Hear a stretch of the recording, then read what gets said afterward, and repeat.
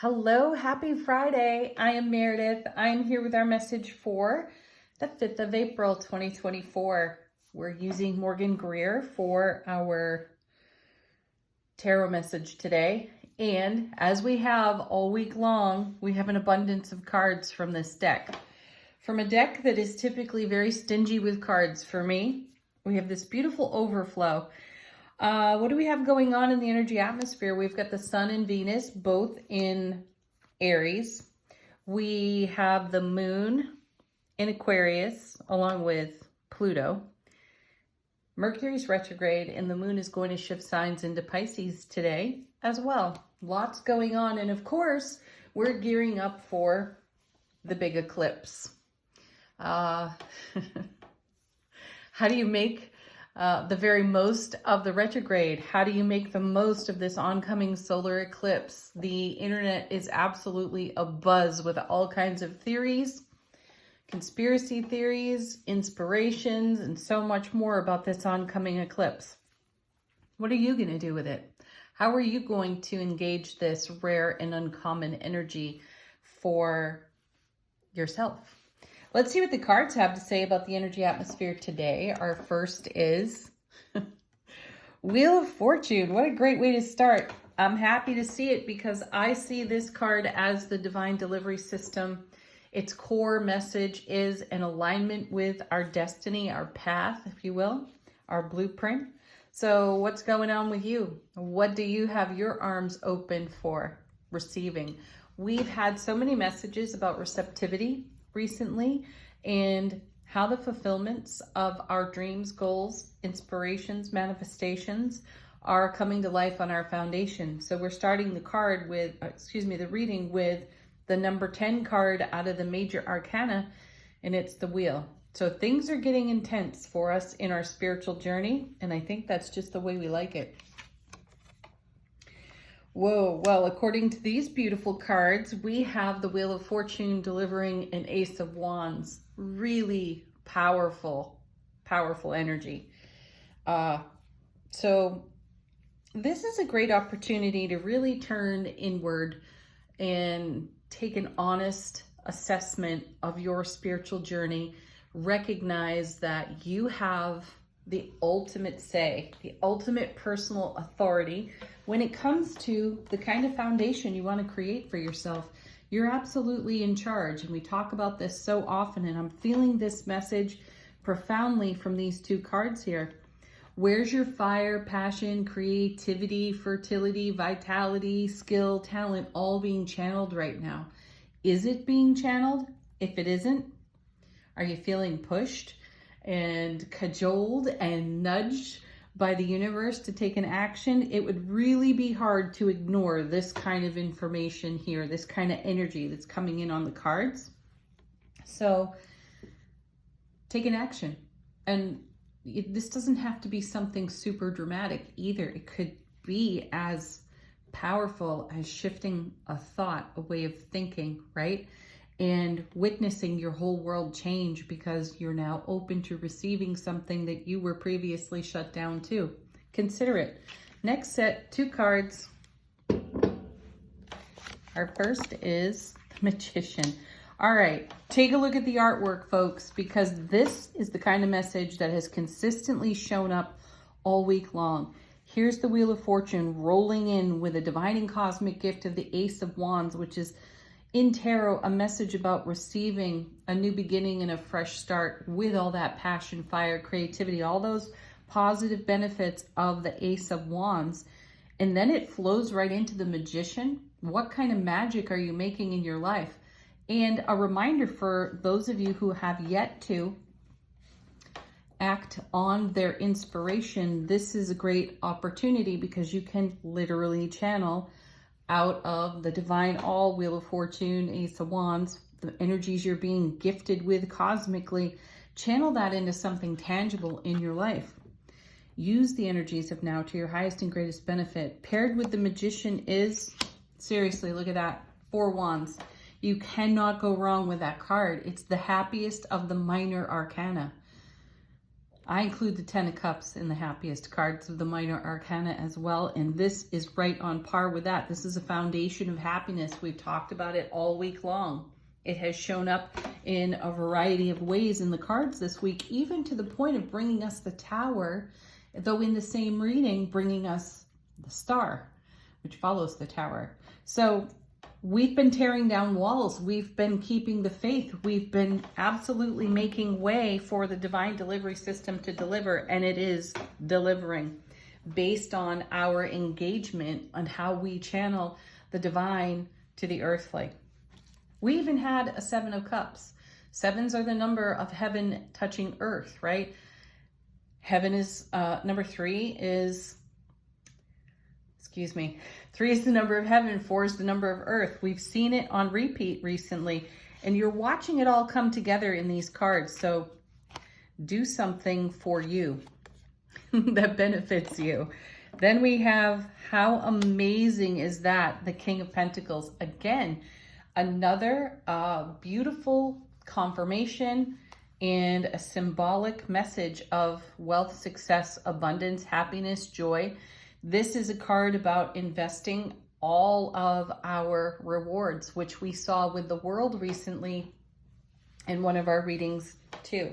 So reward of all our prior investment. And what do? We keep that harmonized. We keep that balanced. And this king, not only is he taking action, he is, I feel, the fulcrum at the meeting point of the infinity symbol in this moment, in this reading. He is the fulcrum. We get to decide. So he represents the action we will take in a very grounded, heart-centered way for our greatest potential outcome, whatever that may be. Where are you channeling your energy? Over and over, the question is showing up, because this king represents an incredible ripple effect. So what you do now has a long echo. Consider that for yourself. Paired with this king is, oh my word, right? Ace of Cups, beautiful energy there. Now 2 aces in the reading. No challenges whatsoever. It's like a wide open door. It's being held open for you by the divine. Step across whatever threshold, come through this portal on the 4 of Wands and accept the very things that you have prayed for, manifested for decades, some of you. Ace of Cups, you know it. Divine and cosmic gift of love, bliss, joy, happiness on overflow. This is a beauty of a reading. There are energies coming together on our behalf that are going to be blessed and gifted by this oncoming eclipse. So take advantage of that and allow all of the love, bliss, joy, happiness to roll out of your Ace of Cups so you live in the overflow passionately. Okay, next 2, we've got Queen of Cups. Here she is again. She's shown up in the reading at least once this week, maybe twice, but this is our message about keeping our attention on what is of the greatest value to us. You know, here she is scrying into the Ace of Cups. What is of great value to us? Well, it's got to be the love, bliss, joy, and happiness that's on overflow here. And this is all directed by our intuition. We also have fabulous divine masculine energy here in this very grounded, amazing King of Coins, focused on wealth, success, happiness, and joy, which is now amplified by the Ace of Cups and then accompanied by a divine feminine energy balanced out here with the Queen of Cups. So allow your intuition to be your guide as you continue to invest in your greatest happiness, because more and more of your happiness is coming to your foundation. The things you dream about, the rewards that we keep seeing in the cards, everything we're keeping the faith for and taking a leap of faith with.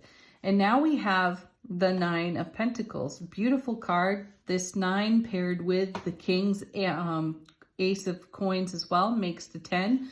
So we're speaking on our legacy of happiness. And where does that seed blossom? It blossoms within self-relationship. And that's exactly what this 9 of Coins is bringing to our attention. This is a card about our self-sovereignty, our interdependence, the way we share, and the way we keep our self-relationship in fulfillment first. Another confirmation coming from this beautiful Ace of Cups. Let's see what's on the bottom of the deck. How are we being supported by the universe? What's going on behind the scenes? Two of Wands, another portal card. Stepping across a threshold to a whole new world of experience. And we're witnessing ourselves in this lineup of cards make that very step. And we're doing it in a very intuitive and sovereign way. Consider it. You know, we're balanced, we're grounded, we're centered, we're going through, or we get to participate in an amazing ascension of spiritual energy. And I feel like we stepped through the portal of the Two of Wands, having already crossed through the Four of Wands, and fully embodying our soulful presence, our waking human consciousness in the sovereignty of this Nine of Coins, coming through a Two of Wands. That's beautiful. What's on the other side of that? Oh, Judgment. Yeah, great. Because we're answering a call, and that's really at the core of Judgment. You are being called out.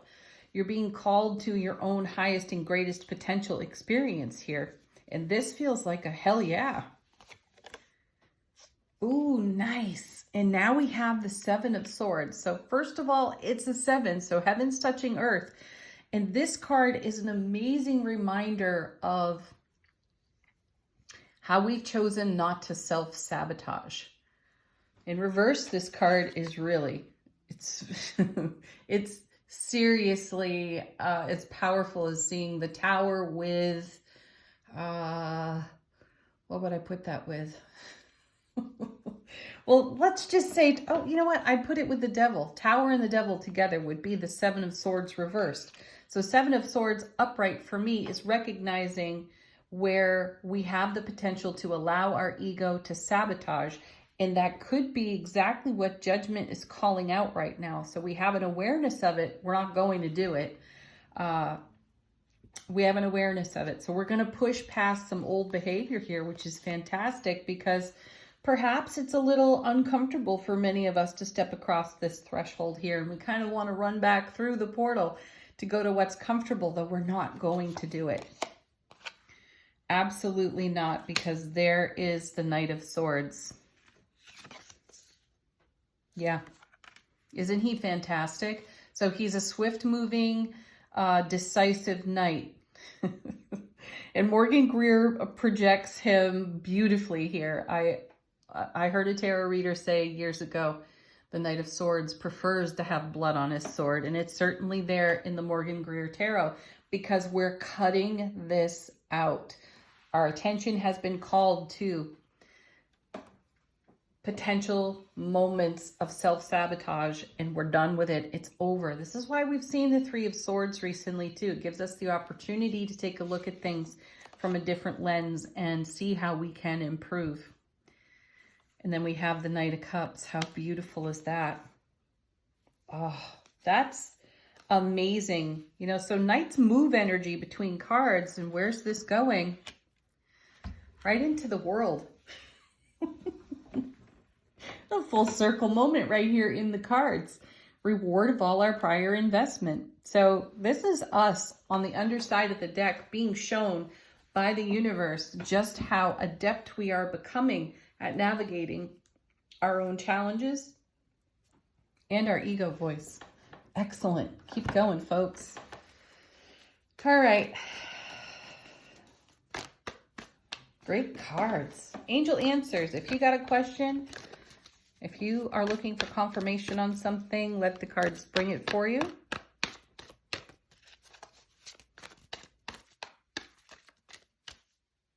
How sweet. Forgiveness. Yeah, that's how you get through old 7 or reverse 7 of Swords experiences. That can also be how you navigate judgment when your attention is called to something that's less than favorable for you. Ho'oponopono prayer comes in very handy right there. Next.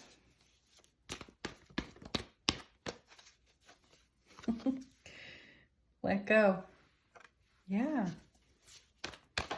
Go with the flow. Allow. This is an amazing ride.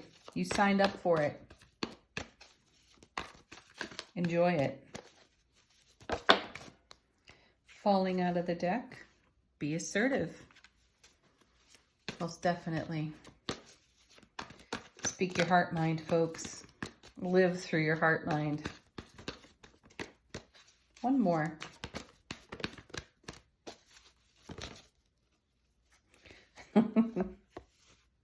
Like we needed another reminder, but there it is. Take action.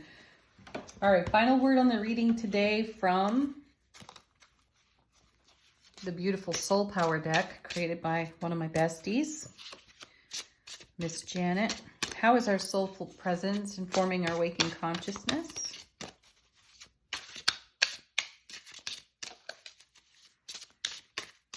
We have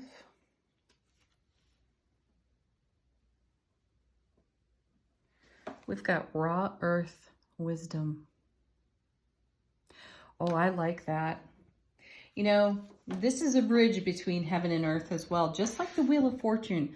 So we've got it in the Seven of Swords. We have it in the Wheel of Fortune. If you read up on this card, it speaks to a spiritual transformation on the Wheel of Fortune as well. And I'm sensing it here on our beautiful Soul Power card as well.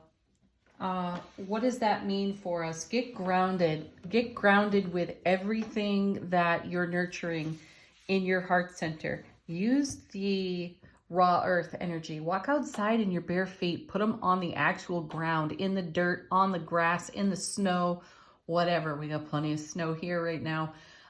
So yeah, I'll do that today for sure.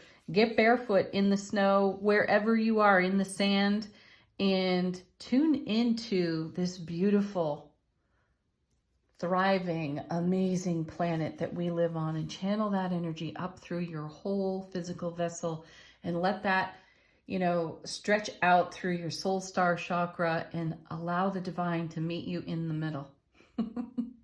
And have a great time doing it. Peace, love, joy, happiness to each and every one of you. Namaste.